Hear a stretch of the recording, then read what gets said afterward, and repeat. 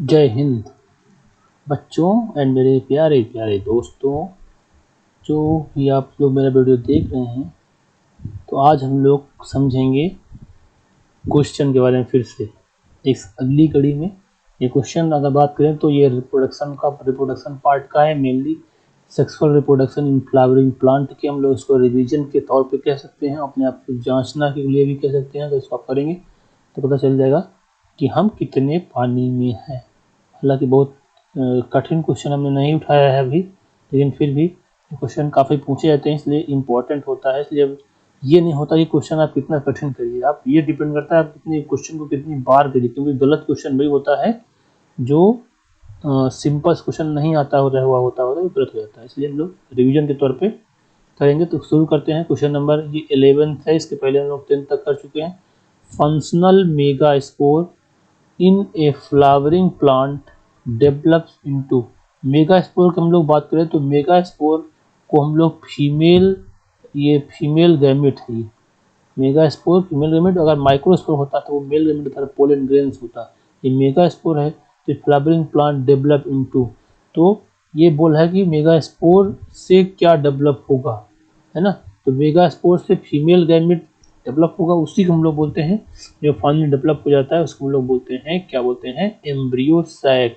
तो इसका right answer क्या होगा, एम्ब्रियो सैक। अगला क्वेश्चन देखिए, which of the following is similar to autogamy but require pollinators. बोल रहा है कि ये सिमिलर टू ऑटोगैमी के सिमिलर है, लेकिन फिर भी इसको रिक्वायर्ड होगा क्या, पॉलिनेटर की आवश्यकता है।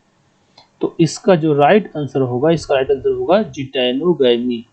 ये देखो इसका ये क्या कह रहा है, ये क्या कह रहा है कि अगर ये सिमिलर टू ऑटोगैमी के सेम हो सकता है, मतलब सेल्फ पॉलिनेशन इसमें होगा, हो सकता है, लेकिन फिर भी इसको पॉलिनेटर की आवश्यकता है। जैसे कि देखिए एक ही प्लांट पे, मतलब एक ही प्लांट पे इधर मेल फ्लावर है और इधर मान लीजिए इधर फीमेल फ्लावर है, तो इसका पोलन ग्रेन्स इस वाले फ्लावर से निकलेगा और इस वाले अपने दूसरे फ्लावर फीमेल फ्लावर जाकर गिरेगा। तो इस कंडीशन को बोलते हैं जिटेनोगैमी।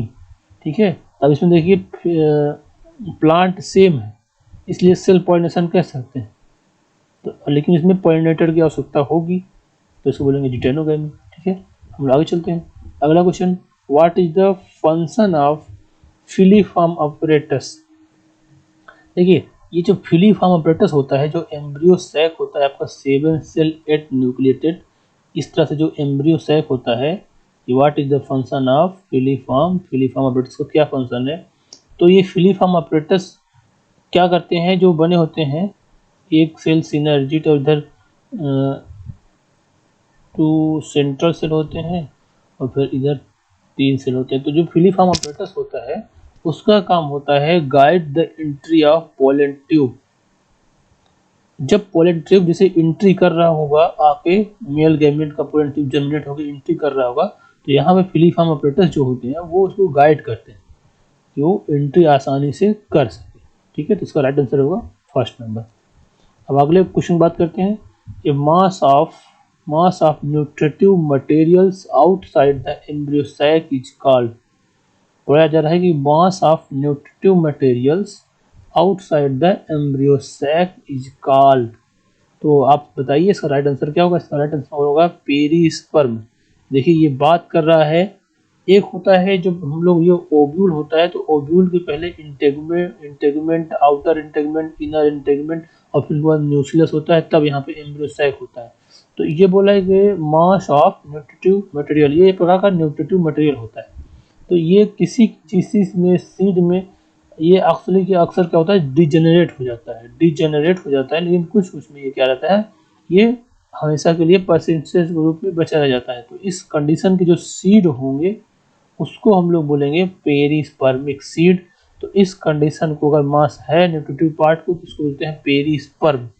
ठीक है, इसलिए मास जो होता है वो न्यूट्रिटिव पार्ट होता है ये पेरिस्पर्म न्यूक्लियस का। तो ठीक है, अगला क्वेश्चन देखिए। तो हाँ, इसका राइट आंसर क्या होगा, इसलिए वो क्वेश्चन ऑप्शन नंबर 4। अब अगला क्वेश्चन देखिए, which of the following statement is correct. बताइए, देखिए, सोचिए, समझिए और आंसर दीजिए। टिक टिक टिक टिक। 1 2 3। विच of the following statement is correct, इसमें से क्या करेक्ट है? तो ध्यान दीजिए, sporogenous tissue is haploid, sporogenous tissue is haploid नहीं, गलत है ये। स्पोरोजिनस टिश्यू हैप्लॉइड कैसे होगा? अगला देखिए क्या है, the hard outer layer of pollen is called intine, outer layer को इंटाइन नहीं इक्जाइन बोलते हैं, है ना। जो पोलन का आउटर लेयर होता है इस तरह से रफ सरफेस होता है, इसको इक्जाइन बोलते हैं, ये भी गलत है। Tapetum nourish the develop pollen, ये बात सही लग रही है। फिर भी हम चौथा ऑप्शन पढ़ लेते हैं, microspore are produce by endothecium, microspore endothecium से प्रोड्यूस तो नहीं होता है, इसलिए इसका जो आंसर होगा, इसका आंसर होगा आपका option number 3, tapetum nourish the developing pollen. ठीक है, हम लोग अगला क्वेश्चन चलते हैं, विच of the following fruit produce parthenocarpic, parthenocarpic fruit कौन सा है? तो ये तो सिंपल सा क्वेश्चन है, इसका आंसर बताइए। इसका आंसर नेचुरल पार्थिनोकार्पिक की बात हो रहा है, इसमें पाया जाता है बनाना, है ना। अगला क्वेश्चन देखिए, question number 17, the process of formation of seed without fertilisation is in flowering plant is known as, the process of formation of seed without fertilisation, इसको क्या बोलते हैं बताइए? इसका आंसर होगा एपोमैक्सिस। देखिए, पार्थिनोकार्पी में इसमें क्या अंतर है? इसमें पार्थिनोकार्पी जो होता है formation of fruit without fertilisation, है ना। Formation of fruit without fertilisation ये होगा बनाना, उसको पार्थिनोकार्पी बोला गया था। लेकिन इसमें क्या पूछा है? Process of formation of seed without fertilisation, अगर सीड बनेगा तो उस प्रोसेस बोलेंगे एपोमैक्सिस। ये दो प्रकार होते हैं, एक पॉलीम्ब्रियानी बोलते हैं। अब क्वेश्चन नंबर 18 क्वेश्चन नंबर में है, functional megaspore is an angiosperm develop into, angiosperm का जो फंक्शनल मेगास्पोर है वो किससे क्या डेवलप करता है? तो फंक्शनल मेगास्पोर, ये क्वेश्चन शायद रिपीट हो रहा है लेकिन कोई बात नहीं, इसका आंसर राइट आंसर क्या होगा बताइए? तीसरा नंबर था एम्ब्रियो सैक, इसको कहा जाए तो ये क्या है?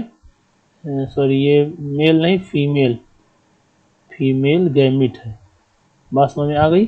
अगला क्वेश्चन देखिए, reward and attract are required for, मतलब ये ऑप्शन दिए, इसमें देखना है इसमें आपको रिवार्ड और अट्रैक्ट, ये क्वेश्चन एक प्रकार का पॉलिनेशन का है, तो किस प्रोसेस में रिवार्ड और अट्रैक्ट होती पड़ेगी? जैसे कि मान लीजिए, अगर किसी फ्लावर में पॉलिनेशन, क्रॉस पॉलिनेशन अर्थात इंसेक्ट के पॉलिनेशन के द्वारा होना है, तो उस फ्लावर को अपने आप को बहुत अच्छे से मतलब तड़क भड़क वाला होना चाहिए, चमकीला होना चाहिए, है ना, खूबसूरत होना चाहिए, जिससे कि उस पर इंसेक्ट आके बैठें और उसको एक रिवार्ड तरह फील हो, यहाँ कुछ मिलेगा, यहाँ से कुछ जो ये नेक्टर निकलते हैं उसको सक करने के लिए आएगा, तो इसके बदले इसका पॉलिनेशन हो जाएगा, है ना। तो ऐसा किस कंडीशन में होता है? ऐसा कंडीशन होता है एंटोमोफिली अर्थात इंसेक्ट पॉलिनेशन जो होते हैं उसमें पैदा आएगा, इसलिए इसका राइट आंसर जो होगा राइट आंसर नंबर 1। ठीक है, हम लोग एक लास्ट क्वेश्चन, ये है dioecious flowering plant, dioecious flowering plant prevents, क्या डायोसियस फ्लावरिंग प्लांट किसको रोक देता है? पहली बात तो डायोसियस प्लांट समझिए क्या होता है। डायोसियस प्लांट होता है कि जिसमें या तो अगर एक प्लांट मान लीजिए ए है और एक प्लांट बी है, तो इसमें या तो मेल फ्लावर होगा इसमें और इसमें फीमेल फ्लावर, मतलब जिसमें जो होगा केवल एक ही होगा, तो इस प्लांट को डायोसियस बोलते हैं। मोनोसियस मतलब एक ही प्लांट पे दोनों होता है। तो ये बोला है कि डायोसियस फ्लावरिंग प्लांट किसको रोकते हैं? देखिए, अगर एक ही पे मेल है और या तो फीमेल है, तो इसमें तो सेल्फ पॉलिनेशन नहीं होगा, ना सेल्फ पॉलिनेशन होगा, है ना। ऑटोगैमी जिसको बोलते हैं वो नहीं होगा, और जिटेनोगैमी भी नहीं होगा। जिटेनोगैमी तो मतलब होता है कि प्लांट सेम हो और फ्लावर डिफरेंट हो, इसको जिटेनोगमी बोलते हैं। तो ना तो ऑटोगैमी होगा ना तो जिटेनोगमी होगा, इसलिए इसका जो राइट आंसर होगा वो होगा ऑप्शन नंबर 3, ऑटोगैमी है जिटेनोगमी। ठीक है, आई होप कि आप लोग इसको अच्छे से समझे होंगे, आप लोगों को समझ में आया होगा। तो हम लोग मिलेंगे नेक्स्ट क्वेश्चन के साथ, तब तक के लिए जय हिंद। और हाँ, अगर वीडियो पसंद आए तो बच्चों लाइक कर दिया करिए।